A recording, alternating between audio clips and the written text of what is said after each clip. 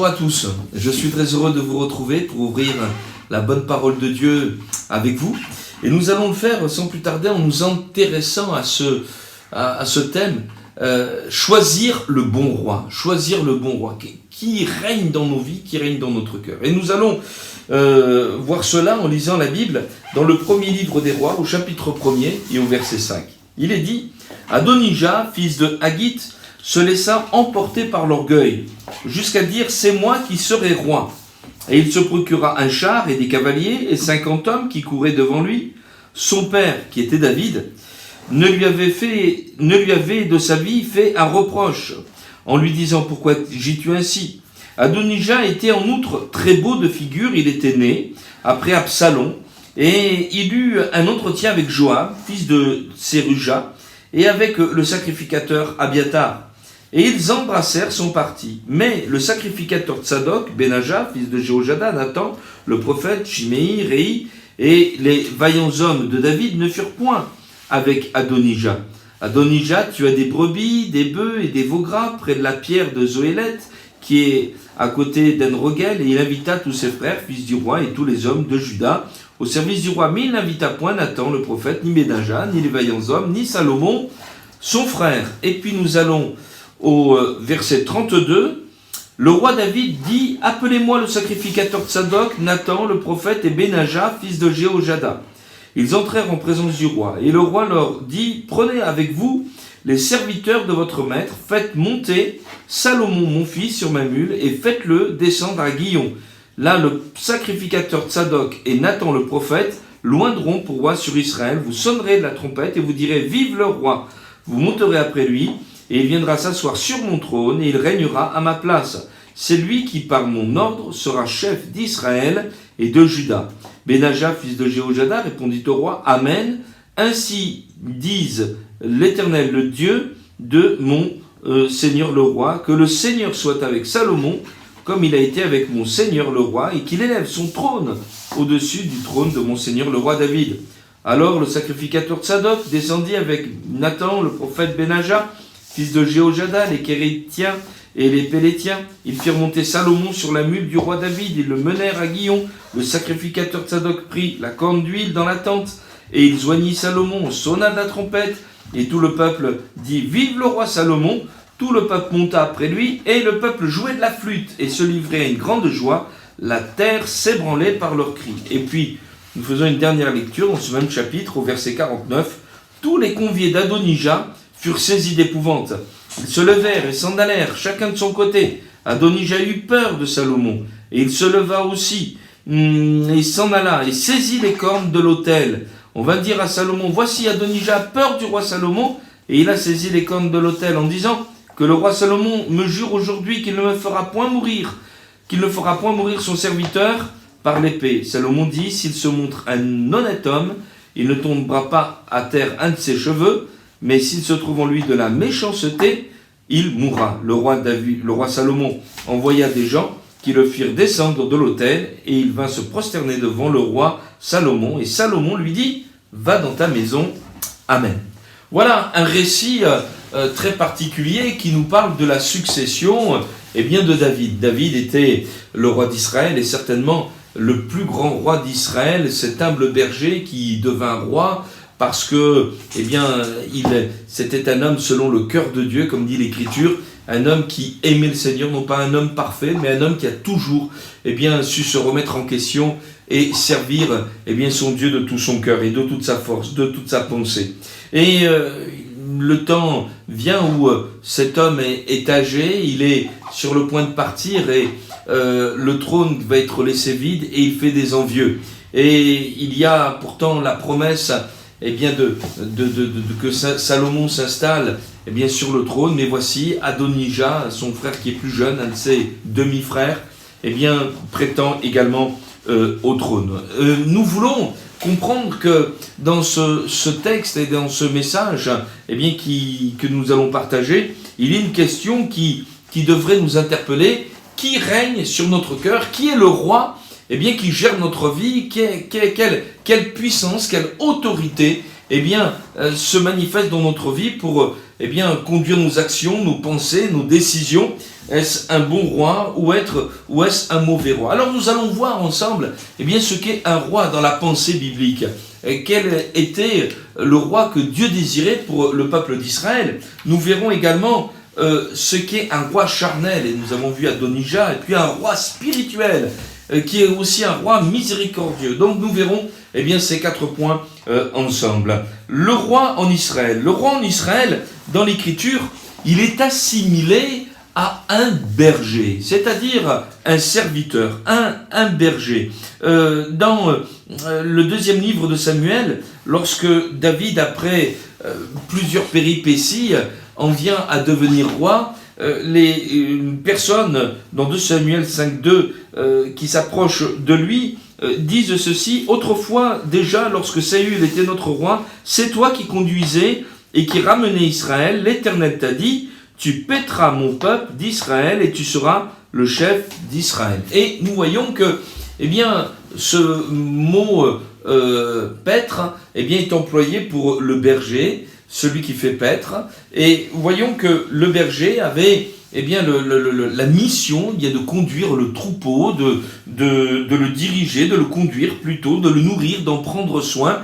Et c'est vraiment cela qui était dans la pensée de Dieu quant au berger et quant au roi également. Le roi n'était pas là pour se servir lui-même, mais il devait mettre ses compétences qu'il recevait de la part du Seigneur, il devait les mettre au service de son peuple, pour que son peuple marche dans les voies de Dieu et soit ainsi conduit dans la paix. Et nous voyons donc qu'il y a vraiment une pensée tout à fait généreuse à l'égard du roi. Ce n'est pas quelqu'un qui concentre les pouvoirs pour des privilèges personnels, mais au contraire, c'est quelqu'un qui a des aptitudes à régner pour le bien de son peuple tout entier. C'est ce roi-là. Lorsque le peuple de Dieu, le peuple d'Israël, a voulu au départ choisir un roi, il n'avait pas ces intentions-là. Au contraire, il voulait en réalité, et nous le voyons dans le premier livre de Samuel au chapitre 8e, il voulait faire comme les autres nations. Et ils ont voulu un roi. Le prophète Samuel, qui officiait à cette époque, fut pris d'un fort mécontentement lorsqu'il a pris cette intention, mais Dieu lui parla et dira ceci, de Samuel 8.7, écoute la voix du peuple dans tout ce qu'il te dira, ce n'est pas toi qu'il rejette, c'est moi qu'il rejette, afin que je ne règne plus sur eux, et ils agissent à ton égard comme ils ont toujours agi depuis que je les ai fait monter d'Égypte jusqu'à ce jour. Ils m'ont abandonné pour servir d'autres dieux. Et voyez que les intentions du peuple de Dieu étaient mauvaises lorsqu'ils ont désiré au tout début un roi. Ils rejetaient Dieu parce que leur roi, celui qui régnait sur eux, tel que nous venons de le lire, c'était Dieu lui-même. Alors, ça va être Saül qui va être au début un bon roi. Vous savez, des fois, lorsque on ne veut plus de l'autorité du Seigneur dans nos vies et qu'on choisit notre voie, on a l'impression que tout va bien. Qu'est-ce qui a changé? Rien du tout, tout va bien.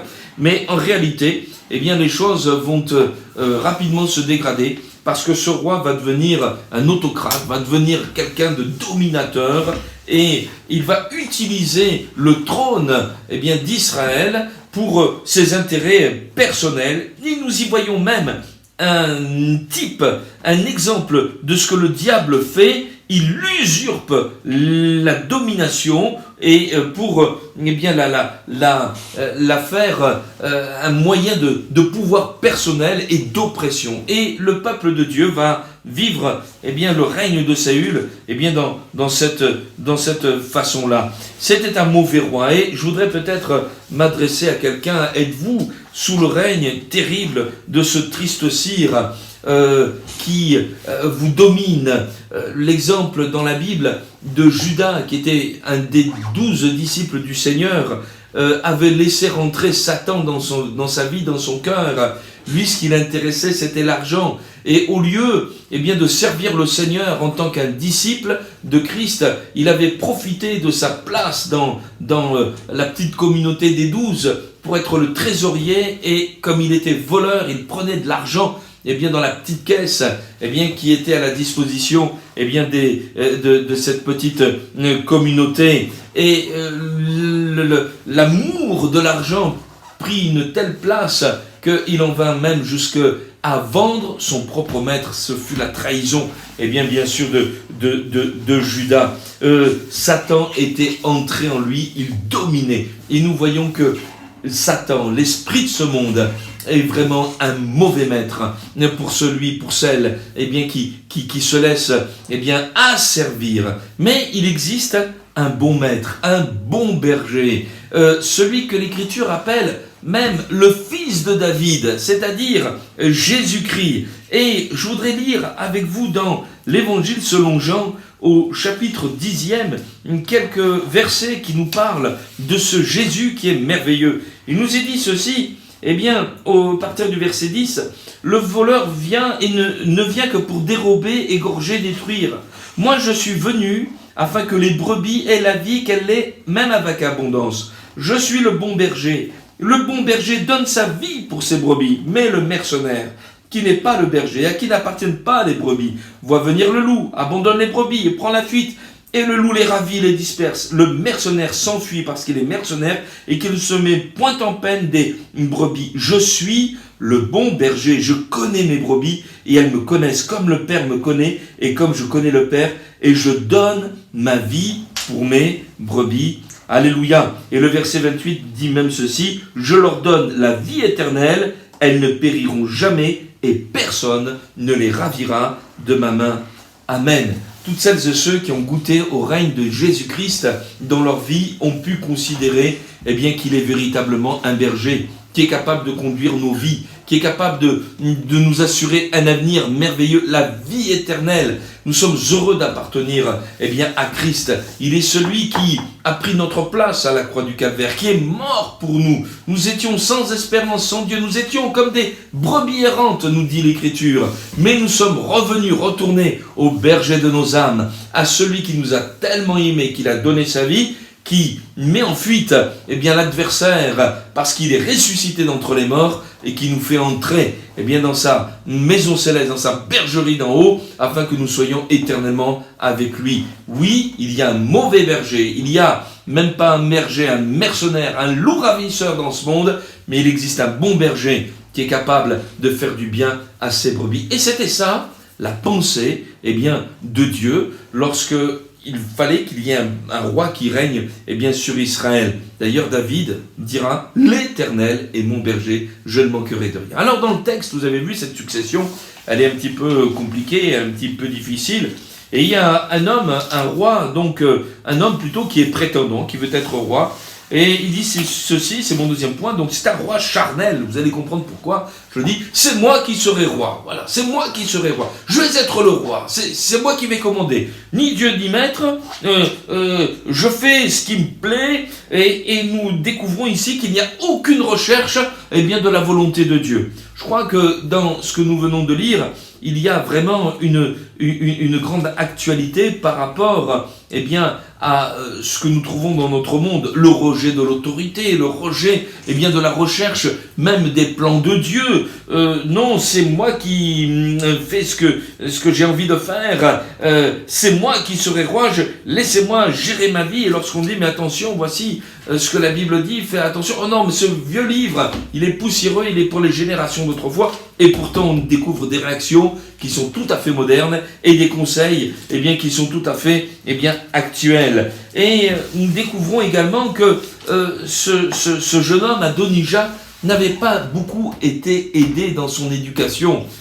Son père, nous n'allons pas rentrer dans certains détails de la vie de David, mais avait de graves lacunes à l'égard de ses enfants. Et il nous est dit ceci, son père ne lui avait de sa vie fait un reproche en lui disant « Pourquoi agis-tu ainsi ?» Voyons que ce garçon n'avait jamais subi aucun reproche. Allez, vas-y, tout ce que tu fais, c'est bon. C'était l'enfant roi. Déjà dans son enfance, eh bien, on ne lui avait jamais appris à respecter une autorité. Alors bien sûr, en grandissant, c'est moi qui serai le roi et que ma volonté, eh bien, soit faite.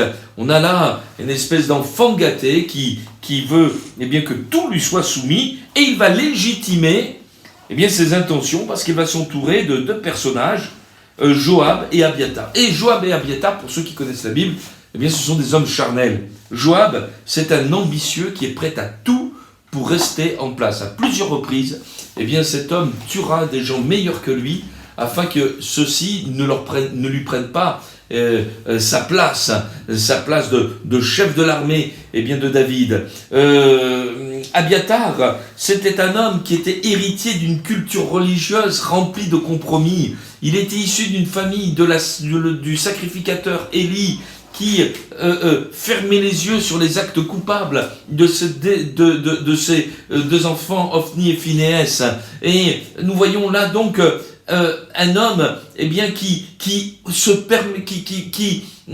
permettait que la religion, la spiritualité soient empreintes de péché. Il n'y avait pas de l'intégrité ni de la pureté. Alors, eh bien, c'est en s'appuyant sur ces deux hommes-là, eh bien, qu'il a justifié Adonijah, eh bien, son règne. Et je voudrais vous dire ceci, nous sommes vraiment là dans le comble de l'égocentrisme, de l'égoïsme et d'un appétit charnel, eh bien, pour le pouvoir, pour eh bien, sa propre domination. La fin sera bien entendu l'échec. On ne peut pas bâtir sur le sable et espérer faire long feu dans sa vie.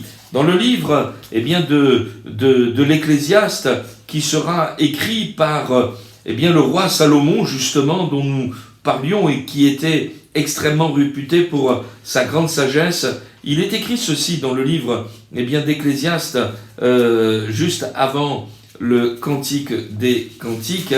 Voilà, je le retrouve. Ecclésiaste, au chapitre 12e et au verset 1er, il est écrit « Jeune homme, réjouis-toi dans ta jeunesse, livre ton cœur à la joie pendant les jours de ta jeunesse, marche dans les voies de ton cœur et selon les regards de tes yeux. Mais sache que pour tout cela, Dieu t'appellera en jugement. Bannis de ton cœur le chagrin, éloigne de toi le mal de ton corps, car la jeunesse et l'aurore sont vanité, mais souviens-toi de ton Créateur pendant les jours de ta jeunesse, avant que les jours mauvais arrivent. » Voyez ? Et nous voyons que le Seigneur nous dit, eh bien voilà, il y a une vie qui est devant toi, vas-y, profite-en. Mais attention, pour tout cela, tu seras appelé en jugement. De quelle façon, eh bien, tu gères ta vie? Et nous voyons que, eh bien, ce garçon a laissé parler des sentiments charnels, eh bien, de rébellion, de caprice, de domination, de pouvoir. La Bible nous dit, dans le psaume 127 et au verset 1er, que ceux qui veulent, si l'Éternel, ne bâtit la ville, ceux qui bâtissent en vain. Si Dieu n'est pas présent dans une affaire, dans un projet, dans ta vie, eh bien, tout va s'écrouler comme un château de cartes. Nos désirs sont de mauvais maîtres, sont de mauvais conseillers. Nous avons besoin, eh bien, de rechercher la volonté de Dieu. Selon ce que la Bible dit, cherchez premièrement le royaume de Dieu et sa justice, et toutes choses vous seront données par-dessus tout. Alléluia. Matthieu chapitre 6 et verset 33. Donc, ce roi va mal finir, il ne va même pas devenir roi d'ailleurs, mais il était dominé par sa vieille nature, une nature charnelle. Par contre, eh bien, il y a un autre roi qui va apparaître, et qui lui va devenir vraiment roi, bien sûr, c'est Salomon. Et vous avez remarqué ce qui est surprenant pour Salomon, eh bien, c'est qu'il n'a rien demandé pour lui-même. C'est pas lui qui s'est investi roi, qui a fait un coup d'État, qui a eh bien, renversé la table. Non, il a été choisi par son père lui-même, par David, et celui-ci accompagné eh bien, de 3 personnages. Tsadok, alors cette fois-ci, un souverain sacrificateur comme Abiathar, mais non pas eh bien, dans le compromis, mais dans l'intégrité, une vie spirituelle intègre, Tsadok. Et puis, il y avait aussi Nathan. Nathan, c'était un prophète de Dieu, mais un vrai prophète. Un prophète qui a su, annoncer des choses belles pour David, que Dieu allait lui bâtir une maison, où il y aurait toujours un successeur, dans sa lignée, que cette lignée irait jusqu'au Christ. Et puis, Benaja, un homme vaillant, un vaillant homme, un héros, un homme qui était même descendu, dans une citerne en plein hiver, où il y avait un lion, et il tua ce lion-là, et un homme courageux, un homme vaillant. Et tous vont être d'accord, unis dans un même esprit, pour dire, c'est Salomon qui doit être, le roi. Et Salomon, ça signifie ceci, la paix, le pacifique, celui qui apporte la paix. Combien nous avons besoin d'un roi qui apporte la paix? Alors vous me voyez venir certainement, mais le roi qui apporte de la paix, qui est le fils de David, mais qui ne se nomme pas Salomon, c'est Jésus-Christ, celui qui est annoncé comme le prince de la paix, celui par lequel nous avons la paix. La Bible dit dans Ésaïe 53 que le châtiment qui nous donne la paix est tombé sur lui. Romains 5 verset 1er nous dit par la foi en Christ nous avons la paix avec Dieu. Pourquoi? Il a donné sa vie, il a payé le prix de notre dette à la croix du Calvaire, et quand il règne, c'est une paix formidable. J'ai la paix par rapport à mon passé parce que mes péchés sont effacés. J'ai la paix par rapport à l'avenir parce que je sais où je vais. Jésus est ressuscité d'entre les morts, et j'ai la paix au présent parce qu'il règne sur mon cœur et il met dans ma vie cette paix dont j'ai besoin. Et il y eut une grande joie. Vous savez, quand on accepte Christ, quand on accepte Jésus, on est heureux. Ça me fait penser à ce qui s'est passé dans la ville de Samarie lorsque un certain serviteur de Dieu du nom de Philippe a prêché l'évangile. Et au chapitre 8e et au verset 8, il nous est dit, tandis qu'il y avait beaucoup de paralytiques, de boiteux qui étaient guéris, il y eut une grande joie dans cette ville. Il y a une grande joie. Et quand le règne de Dieu est là, il y avait une grande joie lorsqu'on a annoncé le règne de Salomon. Même la terre s'est ébranlée. Puissent vos cœurs être ébranlés, étreints par l'amour de Dieu. Je voudrais vous dire qu'il y avait Tsadok, Nathan, Benaja, un souverain sacrificateur, un prophète, un héros, mais Jésus-Christ, c'est ce qu'il est tout à la fois. Il est le souverain sacrificateur, il vous met en communion avec le Père Céleste parce que il vous a lavé par son sang précieux, il a porté son corps en sacrifice, il est le prophète parfait parce que il dira, celui qui m'a vu a vu Dieu, il est l'incarnation de Dieu, il est Dieu lui-même, et sa parole est la parole de Dieu, la parole faite chair, il est le prophète parfait, et puis il est le héros, parce qu'il est allé au combat seul contre Satan, contre le péché, contre la mort, à la croix du Calvaire, et il a vaincu, à lui soit la gloire. Puisse Christ être votre héros. Alors peut-être quelqu'un pourra dire, mais vous savez, j'ai résisté à Dieu. J'ai voulu en faire qu'à ma tête. J'ai été d'une certaine manière Adonija, moi aussi. Et c'est mon 4e point, pour vous dire que, ce roi qui veut régner dans votre vie, c'est un roi miséricordieux. Adonija, c'est étrange cela, mais Adonija, ça signifie l'Éternel est Seigneur. Pourtant, il a voulu faire un coup d'État, pourtant il a voulu s'imposer, mais dans sa carte d'identité personnelle, au travers de son nom, il y avait une aspiration, c'était que Dieu règne, que ce soit le règne de Dieu dans sa vie. Et alors qu'il était un rebelle et qu'il a vu le règne de Dieu, cet homme-là a voulu sauver sa vie et il a bien réagi. Il est allé à l'autel. Vous savez, l'autel, c'est le lieu où on sacrifiait les animaux pour demander le pardon de Dieu envers ses fautes. On n'a plus besoin d'animaux parce que Jésus a donné sa vie. Il est l'agneau de Dieu qui ôte le péché du monde. Mais comprenez, c'est un homme qui a cherché la miséricorde. Il s'est accroché aux cornes de l'autel. Il y avait des cornes. Les cornes dans la Bible, ça veut dire la force. Et il a compris que sa force, son salut viendrait de la miséricorde divine. Et il a supplié la grâce de Dieu. Il a cherché un refuge auprès de l'autel, disant mais j'étais un insensé, j'étais fou. C'est comme si, eh bien, il voulait mourir à lui-même.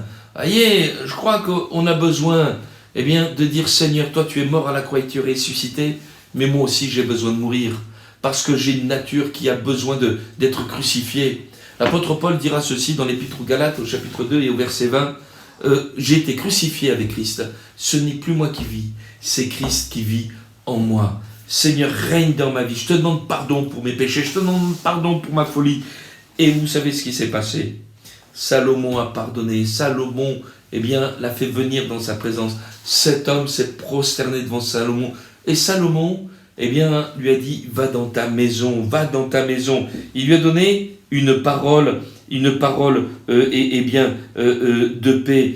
Acceptons, eh bien, le message du salut. Acceptons le règne, eh bien, de Christ. C'est vrai que nous sommes nous, peuple de France, français, nous avons une relation très particulière avec la monarchie, avec les têtes couronnées, parce que bien souvent, elles ont été synonymes d'oppression.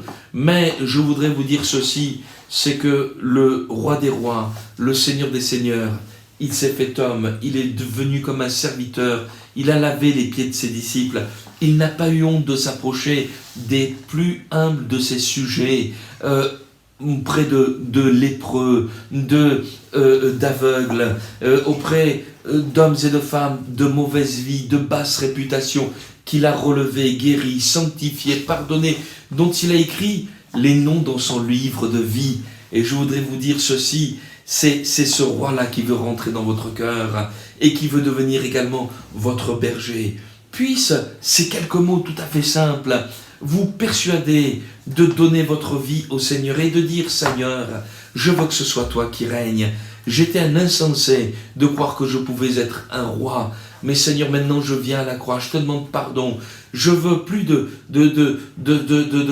ces mauvais désirs, mais je veux maintenant que ce soit toi qui règnes dans ma vie. Et Jésus, eh bien, ne vous rejette pas. Et je terminerai tout simplement en citant les paroles du roi des rois dans le livre de Matthieu au chapitre 11 et au verset 28. Venez à moi, vous tous qui êtes fatigués et chargés, et je vous donnerai du repos. Prenez mon joug sur vous, mon autorité, recevez mes instructions, car je suis doux et humble de cœur, et vous trouverez du repos pour vos âmes, car mon joug est doux et mon fardeau léger. Que Dieu vous bénisse et à très bientôt.